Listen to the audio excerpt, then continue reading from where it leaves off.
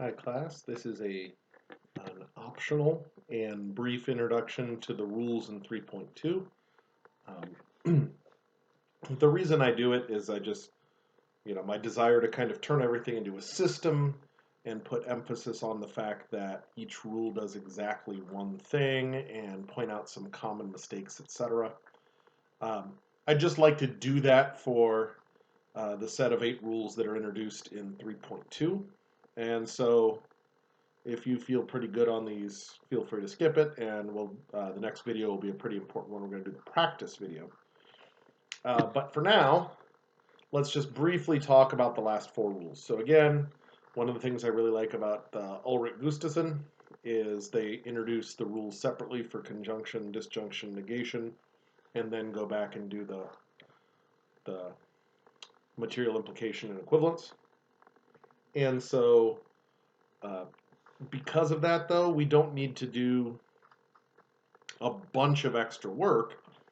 Everything we said for the rules of replacement in 3.1 go for the rules of replacement in 3.2. Everything that goes for the rules of inference in 3.1 goes for 3.2. I don't know why I said those backwards. So anyway, remember rules of inference are always valid argument forms. Any argument of that form, you may derive the conclusion.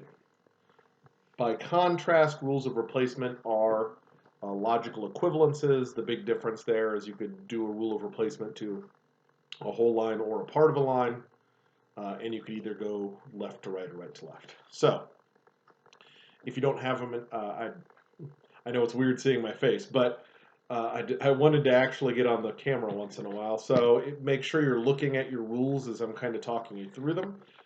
You can either look at them in the 3.2 or in the front cover of your book. But let's start with the 4 rules of inference and just kind of go over them the way I went over the other ones. First, actually, is considered the most basic rule of inference of all logic, is modus ponens. It's Latin for affirming mode, if you're really interested. Notice what modus ponens says, all lowercase, if P then Q, P therefore Q. So you should read that as what fulfills the first criterion.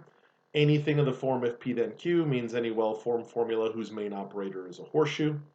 But then we need a second premise that simply reads P, where the entire premise is identical to everything before the horseshoe on the other line. If we do that, we turn our brains off, we conclude Q. What's Q? Anything after the horseshoe in the original line. So that's what modus ponens is. It's pretty much definitional. It's kind of how you define if A then B. There's not really any common mistakes there, except you can't do it backwards. If you have Q, you can't infer P. And we saw that when we were doing the translation. So if I'm in Indiana, I'm in the US. That's true. But from the fact that I'm in the US, it certainly does not follow that I'm in Indiana. So that's modus ponens. What does modus ponens do uniquely? Modus ponens is the only rule that lets you get something out of the right side of the horseshoe. So if you need to break down a horseshoe and get something out of the right, it's modus ponens. By contrast, if you need to get something out of the left side of the horseshoe, it's modus tollens, so denying mode. So notice that the first premise requires the same thing. It requires anything in the form if P then Q, that is, where the main operator is a horseshoe. That's one thing you need. But notice the second thing you need for modus tollens is a negation. And the negation is a negation of Q. That is, it's a tilde and then everything after the horseshoe. If you have that, you turn your brain off and you write not P. That is, you write tilde and then you write everything before the horseshoe on the original line. Modus ponens, for some reason, is much more likely to be screwed up than modus ponens. There's 2 common ways to do it. First of all, they do it backwards. Instead of saying if P then Q, not Q, therefore not P, they'll do if P then Q, not P, therefore not Q. That argument clearly is not valid, again, just using the previous if then. If you're in Indiana, you're in the US. You're not in Indiana. Does it follow that you're not in the US? Of course not. And so that's not a valid inference. You have to have Q to infer, not Q to infer, not P. Second of all, people forget the tildes. If you have Q, you can't conclude anything. So be aware on that. So those are the two very common mistakes in modus tollens. Again, if you need to break up a horseshoe and get something off of the right, it's got to be modus ponens. If you want to break up a horseshoe and get something off the left, it's got to be modus tollens. Next one is a hypothetical syllogism. Quite simply, if P then Q, if Q then R, therefore if P then R. So if P then Q is any horseshoe whose main, any well-formed formula whose main operator is a horseshoe. And then if Q then R is a little more specific, so it has to be another well-formed formula whose main operator is a horseshoe. However, it also has to have an overlapping Q. That is, it has to have everything before the horseshoe in the second line is identical to everything after the horseshoe in the first line. If you do that, the Q's drop out, and you just end up with if P then R. So if I am in Cuyahoga County, then I'm in Ohio. If I'm in Ohio, I'm in the U.S. Therefore, if I'm in Cuyahoga County, I'm in the U.S. Perfectly valid inference. It's a pretty straightforward one. People don't tend to screw it up very often. However, what do we use it for? That is your only horseshoe builder for now. If you need to build a horseshoe, you should be thinking hypothetical syllogism. All right. The last of the four rules of inference are a constructive dilemma, which is a little bit of a weird one. First of all, it is the one that,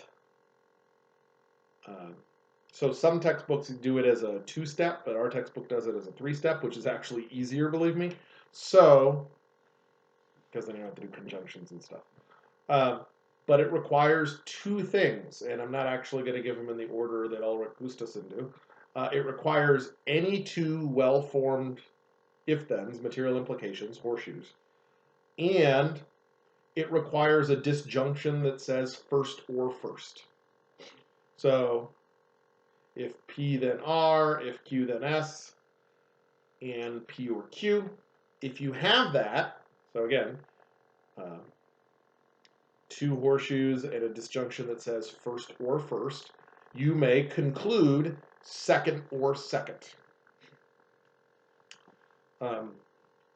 So that's constructive dilemma. It's a little weird, but usually when you know it, you'll know. When you need it, you'll know.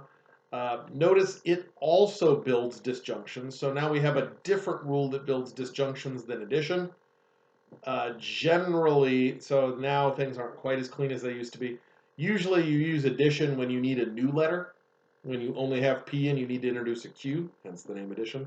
By contrast, constructive dilemma, you almost always use if you're building a disjunction, but you already have the R and the S somewhere in the premises.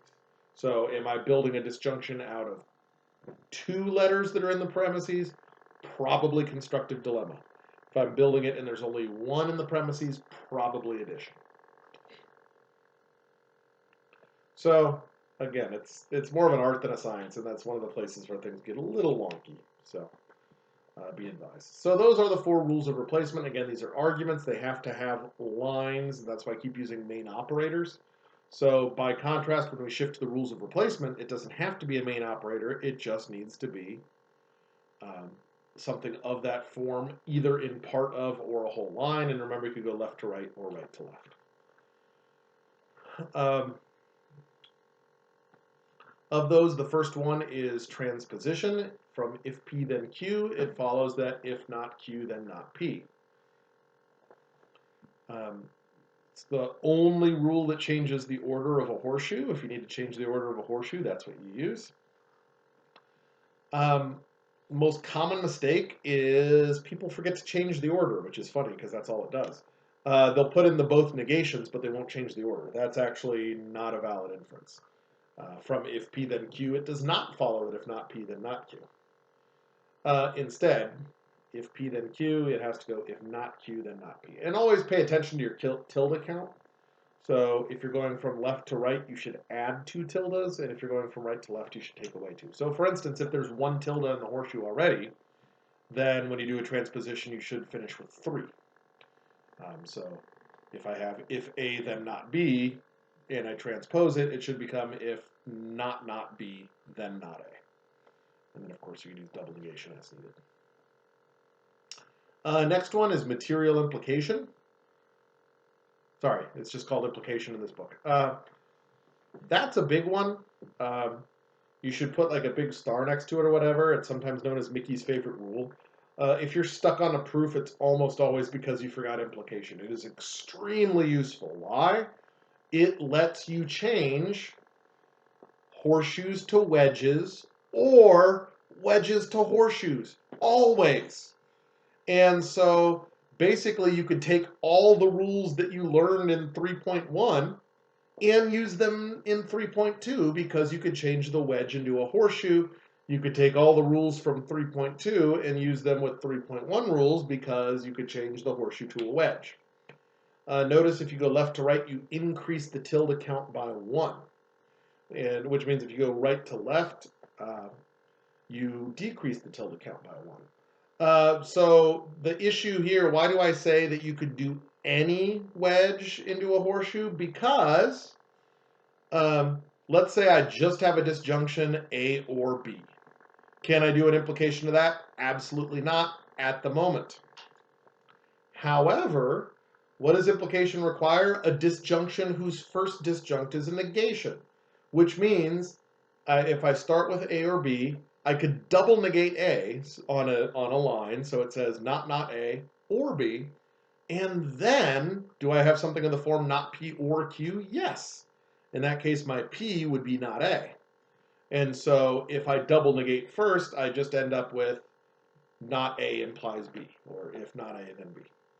And yeah, and that's right off the truth tables. That's valid. And so with double negation added into the mix, you could always go from any wedge to any horseshoe or any horseshoe to any wedge. It's a super, super, super convenient rule. That's basically, you just translate all the 3-1 stuff to 3-2 or vice versa. By the way, that also introduces one little hiccup I'll mention now. Because some of these rules, you can actually prove some rules from other rules. For instance, if you really wanted to nerd out, you could prove hypothetical syllogism by using implication and distribution. And so we actually have redundant rules in the system already. And so especially with implication, don't be surprised if you can do proofs in multiple ways, or maybe you're watching one of the practice videos and I do a proof different than you. That's not necessarily a sign that you're wrong because, again, you could do the proofs in lots of ways. Exportation is a goofy rule. It's another one of those, well, if you need it, it's pretty obvious that you need it. So if we read left to right, what does that require? An implication whose antecedent is a conjunction. That is, if it is the case that both P and Q, then R, is equivalent to a horseshoe whose consequent is another horseshoe. When you use that, weirdly, exportation does kind of 2 things. It moves parentheses, which can be handy sometimes, and it also changes ampersands to horseshoes, which can be really nice as well. So again, it's a very obscure rule, but when you need it, it's usually pretty obvious. Might be my least favorite rule after my favorite one there. It's just not commonly useful. Also, you don't need it if you have implication, of course. Last one is equivalence. We finally get to do something with the triple bar. Notice this is the only triple bar rule, the only one. So if you're doing triple bar, it's one or the other. That is one or the other of the 2 ways to use equivalence. So if you have to build a triple bar, you're going left to right. If you have right to left. If you have to break down a triple bar, you're going left to right. But really, these rules are what you should be able to figure out just knowing what triple bar means. Remember, uh, triple bar is known as a biconditional because it's if A then B and if B then A. That's simply the first version of the rule. However, if we remember our truth tables, triple bar is true when they're both true or both false, and that's all the second one says, both or neither. And so those are the triple bars. When you build them, don't be surprised if you have to build two if-thens. When you're building triple bar, it's much more common to use the first version than the second. When you're breaking it down, just depends on what seems more useful at the time. So that's all I have to say about this slew of rules for now. The next step is practice, practice, practice, practice. Try as absolutely hard as you can before watching the next video, because that's when we're going to just do all the practice with all the rules, which is in essence an exam review, because the exam is just going to be proofs and nothing more. And we will see you then.